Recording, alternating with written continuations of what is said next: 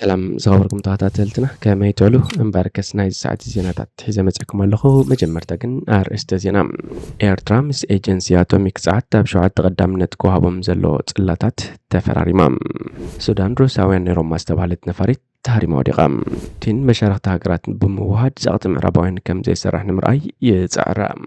እስራኤል ኣብ ልዕሊ ኢራን ዝወጠነቶ መጥቃዕቲ ሕነ መፍዳይ ተቓሊዑን ካልኦትን ዝብሉ ዜናታት ሒዝና መጺናኩም ኣለና። ሰናይ ምክትታል። ዜና መስዋእቲ ገዲም ተገዳላይ ዓብዱ መሐመድ ዑመር መጠሪ ዓብዱ መጠረ ብ17 ጥቅምቲ ኣብ መበል 76 ዕድሚኡ ብሕማም ተሰዊኡ። ኣብ ወርሒ ጉንበት 1973 ኣብ መሳርሒ ህዝባዊ ሓይልታት ኤርትራ ዝተሰለፈ ዓብዱ ኣብ ዝተፈላለየ ኣሃዱታት ሰራዊት ካብ ተራ ክሳብ ደረጃ ኣዛዚ ክፍለ ሰራዊት ኣብ ምምጻእ ናጽነትን ምኽባር ልዕላውነትን ውድብን ሃገርን ዝሓቶ ዕማማት ብብቕዓት ቅንዕናን ተወፋይነትን ዘገልገለ ሓርበኛ እዩ። ን51 ዓመታት ስለ ናጽነት ምኽባር ልዕላውነትን ዘወፈየ ኮሎኔል ዓብዱ መጠረ ብኽብ ዝበለ ተውዓት ተወፋይነትን ዘለዮ ሃገርና ካብ ዘፍረየቶም ብኣብነት ዝጥቀሱ ጀጋኑ ተቓልስቲ እዩ።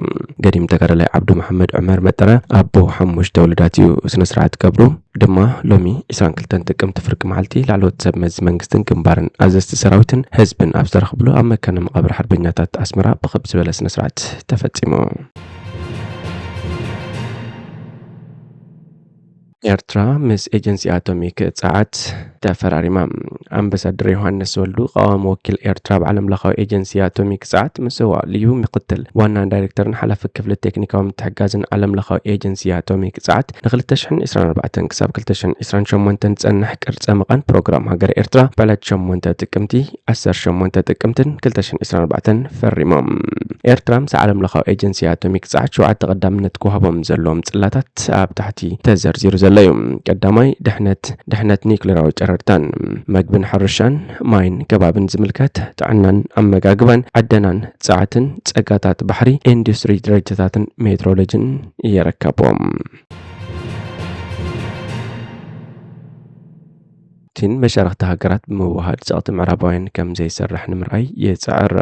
ኣብዚ ሰሙን ኣብ ከተማ ካዛን ፕሬዚደንት ፑቲን ኣብ ዋዕላ ብሪክስ ንዝሳተፉ ልዕሊ 20 መራሕቲ ሃገራት ተቐቢሉ ከእንግዲዮም።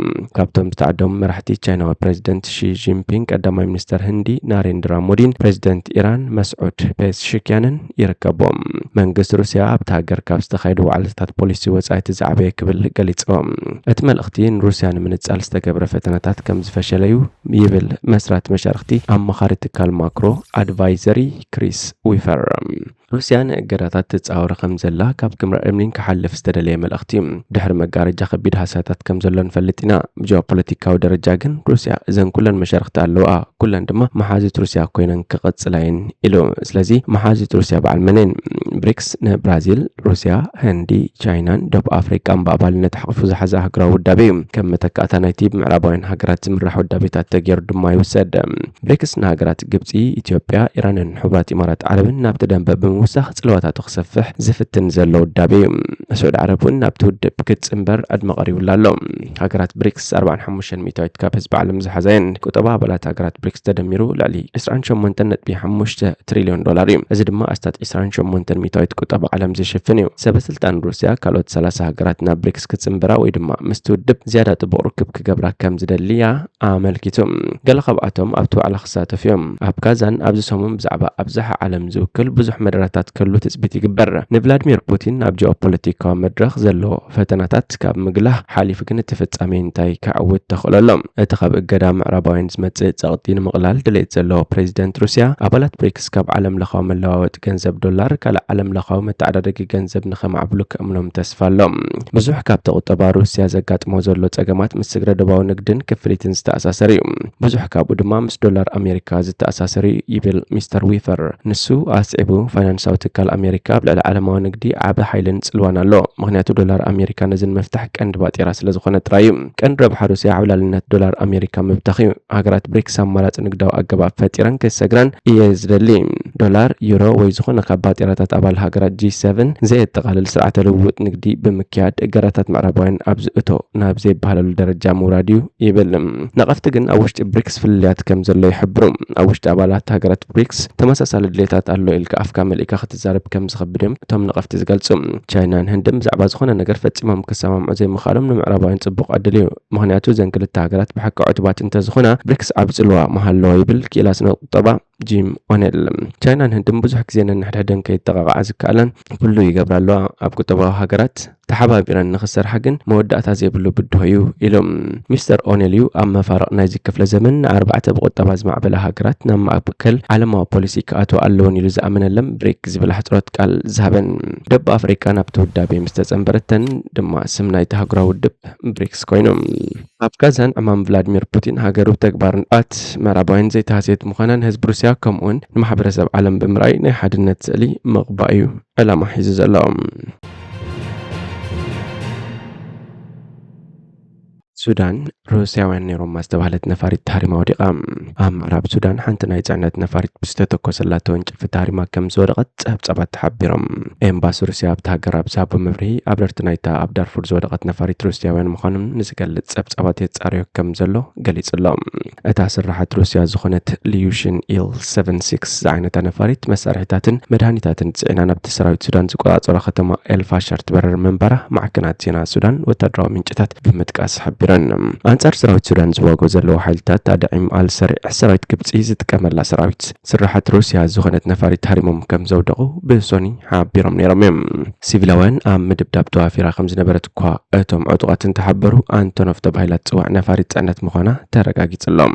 ግብፂ 18 ኣዋርሕ ኣቕፂሩ ዘሎ ኩናት ሓድሕድ ካብ ዝውላዕ ኣትሒዙን ሰራዊት ሱዳን ዝኾነ ወታደራዊ ደገፍ ከም ዘይሃበት እያ ትገልጽ።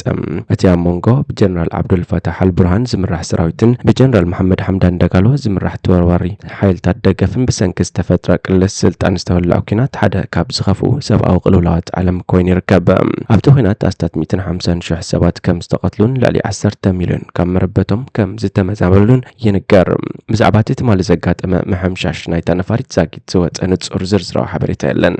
ኣብ ርእሲ ከተማ ካርቱም ዝርከብ ኤምባሲ ሩስያ ግን ተወሳኺ ሓበሬታ ንምርካብ ምስ ወታደራዊ መንግስቲ ሱዳን ተዋሂዱ ይሰርሕ ከም ዘሎ ይሓቢሩ ዘሎ።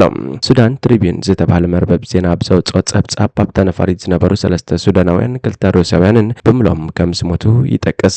እቲ ናብ ከተማ ኤልፋሸር ተምርሕ ዝነበረት ነፋሪት ኣብ ከባቢ ዶብ ጫድ ኣብ ዝርከብ ማልሃ ተባሂሉ ዝፍለጥ ከባቢታት ሱዳን ከም ዝወደቐት ይሕብር። እንተኾነ እቲ ጸብጻብ ብነጻ ኣካል ክረጋገጽ ኣይተኻእለን ዘሎ። እታ ኣብ ሙሉእ ከበባ ኣትያ ትርከብ ኤልፋሸር ኣብቲ ዞባ ኣብ ትሕቲ ምቁጽጻር ሰራዊት ሱዳን ትርከብ እንኮ ከተማ እያ። ሓይልታት አልሰሪዕ እቲ ብላክ ቦክስ ተባሂሉ ዝጽዋዕ ሳውፅን ሓበሬታ ናይታ ነፋሪትን ካልእ ሰነዳትን ኣብ ኢዶም ከም ዝኣተወ ሓቢሮም ኣለዉ። ኣብ ማሕበራዊ መራኸቢታት ክዘውር ዝጸንሐ ቪድዮ ኣባላት ናይቲ ጉጅለ ኣብ ጥቓታ ትነድድ ዝነበረት ነፋሪት ፓስፖርት ሩስያ ክገናጽሉ ይረኣዩ። እታ ነፋሪት ብዘጋጠማ ቴክኒካዊ ጸገማት ከም ዝተሓምሸሸት ዝገልጽ ጸብጻባት እኳ እንተሎ እቶም ሓይልታትን ሰራዊት ሱዳንን ግን ተሃሪማ ከም ዝወደቐት እዮም ኣፍሊጦም ዘለዉ። ብጌጋ ተሃሪማ ክትከውን ትኽእል እያ ዝብሉ እውን ኣይተሳኑን።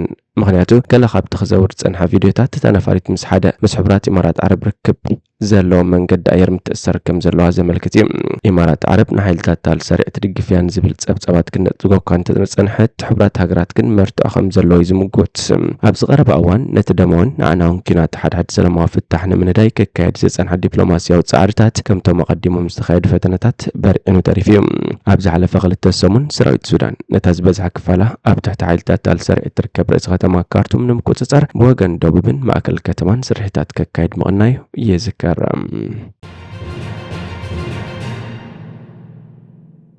እስራኤል ኣብ ልዕሊ ኢራን ዝወጠነቶ መጥቃዕቲ ንምፍዳይ ተቓሊዑም።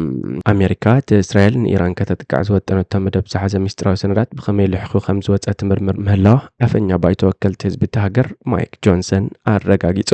እቶም ሰነዳት ዝሓለፈ ሰሙን ብኢንተርነት ዝተዘርግሑ ኮይኖም እስራኤል ነቲ ብሓደ ጥቅምቲ ኣብ ልዕሊኣ ዝተፈጸመ መጥቃዕቲ ሚሳይላት ኢራን ሕነ ንምፍዳይ ወታደራዊ ኣጽዋር ከተዳሉ ከላ ዘርኢ ምስሊ ሳተላይት ዝገልጹ ምዃኖም ينقر اتهم لعل مستير زبل ملكت زلهم سنرات مونغوتن كيران سلي حمشت عيني بزبل سفلتا امريكا بريطانيا كندا نيوزيلاندن استراليا زرقحوا منبر امريكا مشاركت بي بي سي زخنه سي بي اس صبصيبهم اسرائيل نمتقعت ميسايل ايران بخمين مع سنحنا خدفد خم زلوان سومنات كتحسبوا مصنع يفلت اتكبر ملسي ازيو حدغنيا على مازنت صرن هاند بتاون كم زخون دما منستر مكلخال اسرائيل اتنقوا نيرم اتهم كلتا سنرات مساغراو تكال سلاجو او سباسيالن تكال هاغراو دحنتن امريكا خمس تتححزو زغلص كوينو بعربي ابت مس ايران متأثر زلو اكونت تيليجرام كم زي تزرغحو تحبيرم افانيو باي توكلت حزب امريكا مايك جونسون تمال سنبت نسي ان ان ابزهبو مغلصي اتملحا ازيو زشغليو يلوم كلا خبت تخصتات يقرب له مرمره يكايد اللوم دحر قال ساعات دما بزعبا زحبري تخرك بيلو اتقبال بايتو